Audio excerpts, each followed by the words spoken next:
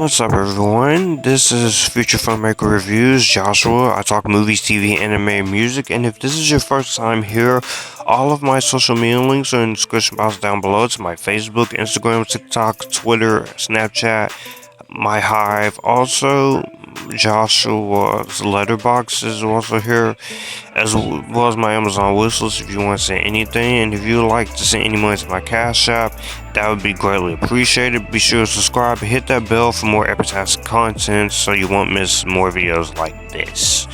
So, we have a few more camera reviews, but before I get to Avatar, and of course to his Avatar sequel, I wanted to take a look at his two documentaries that he did in between the making of Titanic and the making of Avatar, Ghosts of the Abyss and Aliens of the Deep.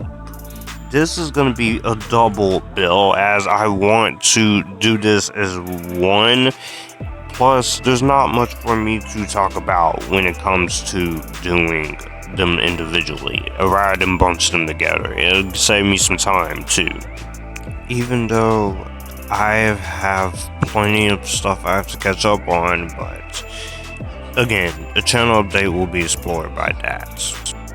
So I do hope you enjoyed this little double bill. So we're gonna start off with Ghost of the Abyss, which came out on April 11th. This was a documentary produced by Walden Media and Disney, and this is directed by James Cameron after his 1997. And so during August and September of 2001, Cameron and a group of scientists staged an expedition to the wreck of the RMS Titanic and dived in Russia in deep submersive to obtain more detailed images than anyone had ever before.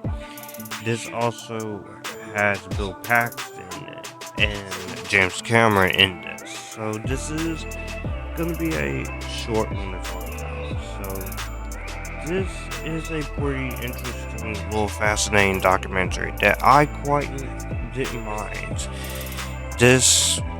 I was going into it, pretty curious. I have seen this before, but I wanted to see this here. So this actually had my curiosity, and I wanted to see what they could do with this. So, for this little documentary, I gotta say I quite enjoyed most of this. I thought it was actually really well done.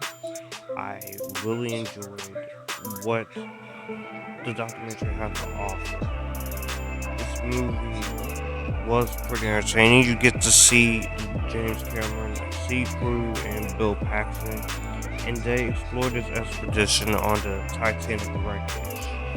And I thought this was a very interesting documentary with stunning IMAX photography. You can tell that the photography here in the IMAX is really well done here. I very much enjoyed the IMAX photography here, and it gives us a more historical context of the great tragedy that happened all those years ago in 1912. And you also get to see the shocking horrors of 9/11 and how much that affects on so many people. And this is a very neat documentary. You get to see underwater robots named after the Blues Brothers that were used to document what was left behind, and in more tragic detail, how I succeeded with recreating the movie, but far how you see the most shocking elements that was explored was the 9/11 thing. But I definitely do like the way this documentary presents itself. It's by no means a amazing film, but I quite enjoyed a lot of what this documentary had to offer. And judging by some of the recreations and stuff, and by the 3D recreations, you could tell that Cameron is really passionate about this subject, and you definitely feel a lot of what is going on here. Also, it's just nice to see Bill Paxton in something like this again. I do miss that guy. He was a great actor. And seeing all of these scientists and all these people go to this wreckage, recreate it, and the way it was presented, you see how interesting that this is. And for 61 minutes, I was pretty fascinated with this documentary, seeing sites of this that wasn't seen in the actual scene here, able to provide a glimpse of the ship's original appearance by superimposing frames over deep dive images. And I do love the fascination of the shipwrecks. There's a lot of extensive research, rehearsal, and preparation carried out, and with the technology used to overcome the challenges of the expedition and the numerous deep dive feats that achieved, that is admirable. And the voiceover works for me at all. It does feel like you're watching a National Geographic episode. With some of the narration, I will agree on that part, but I also can say you could have been a little bit longer with some of this documentary because this is very short. And the narrative may not be the strongest as you could expect, but it gets the job done for what you are going to for a little Cameron expedition ocean. So it does give you what you set out to do. So at the end of the day, I will say that The Ghost of the Abyss, this documentary, was a fascinating experiment from James Cameron. If you are someone who didn't like the Titanic movie, I think you'll like this one more. But I doubt even if you don't make documentaries, this isn't going to be for you. But ultimately, I thought this documentary was solid for the rewatch.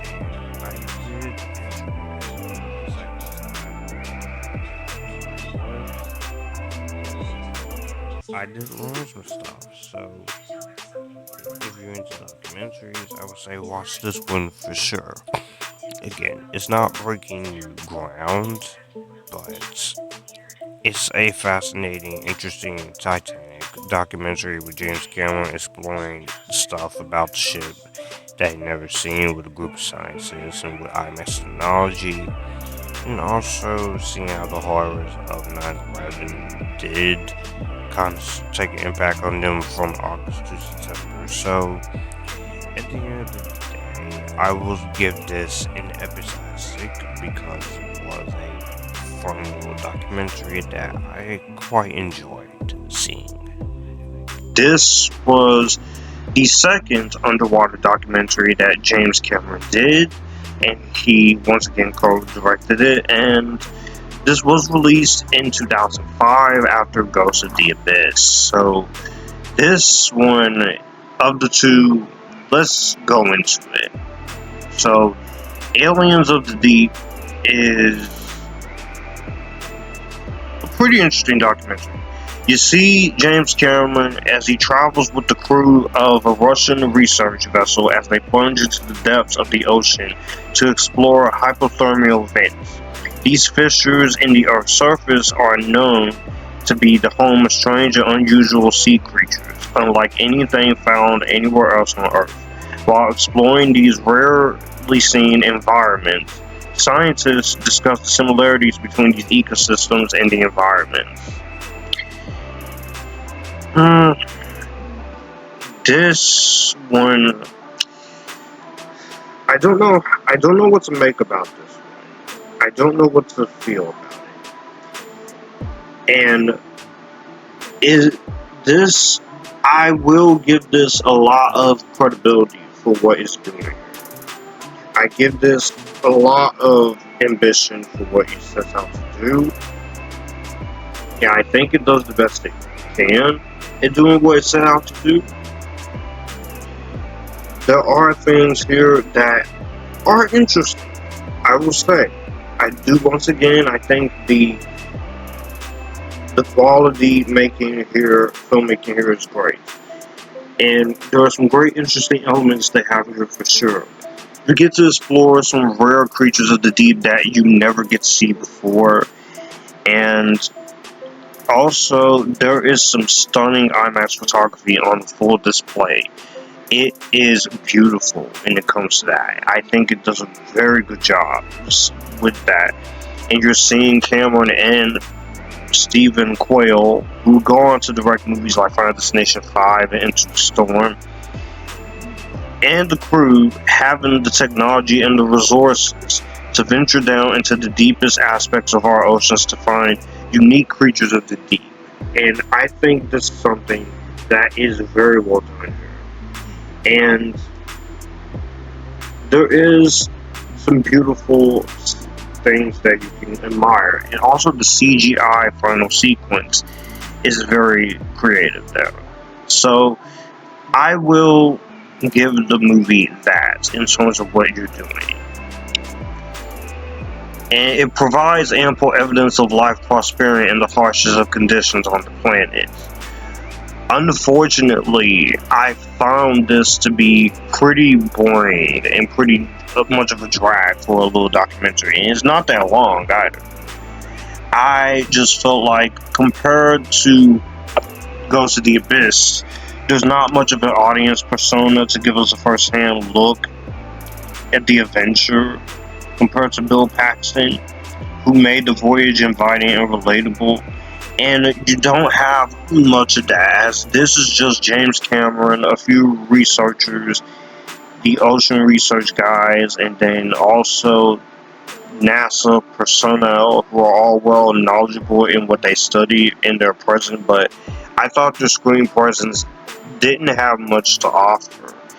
And unfortunately, when you go into that and you have moments like that in this, it doesn't really give you a satisfying look into this idea and into what you can play with, because you don't have that first audience person, and it's just kind of there when it comes to it. It's not like I sat through this and hated it. It's a fascinating documentary that I think you should give a chance. But when you watch both of these together, I think Ghost of the Abyss has a lot more offering to it than this. Now, Aliens of the Deep, there are some good things they try and do. I give credit for seeing some beautiful creatures, and the fact that it's actually really competent that they did that makes it worthwhile. The music by Janu Huang is decent enough. It does keep you invested. There's some good cinematography by James Cameron and Sven Pape. And the editing is short, but even with the 100 minutes, it just doesn't feel 100% fluid as it should have been. And unfortunately with that, you see where the problems of this lie. And this is something that, granted, I would have been okay with the way this played out if you would have just made it a little more tolerable for me as an audience goer, if you had someone actually leading you there. And it just feels a little exhausting by the end of it. Like I said, it's not that I sat through this and hated it. It's competently well done. But I just feel like of the Cameron filmography, especially these two documentaries, it's not that interesting to go on. And that's where you have the biggest issue when it comes to it, is how boring you can quickly get. But at the end of the day, guys, this is a decent documentary. It has some good IMAX photography. I like what they were trying to go with, and I like seeing some unexplored creatures. I just felt like this could have been a lot better. And of the two documentaries made in between his two biggest blockbusters of all time, Titanic, Avatar, and recently The Way of Water. This is the weakest of his two for sure. Interesting elements here for sure, and explores creatures deep. But if you had a first-hand perspective or such, I feel like this could have been much better. But for the one time I watched, it is a decent enough little documentary that, while fascinating, you should be cautious about, because you might get bored, like some of us did in history class. Except me. History class was kind of fun.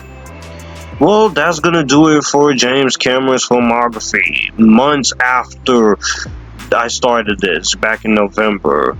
I hope you guys enjoyed as much fun as I've had in reviewing these. A lot of these I enjoyed. Some of them are some of my favorites of all time. Some are not the ones I hold in high regard. But overall, I did enjoy doing this director's review series. And I'm excited to see what more directors I could come up with. And if any of you guys have suggestions for directors, I'll take it.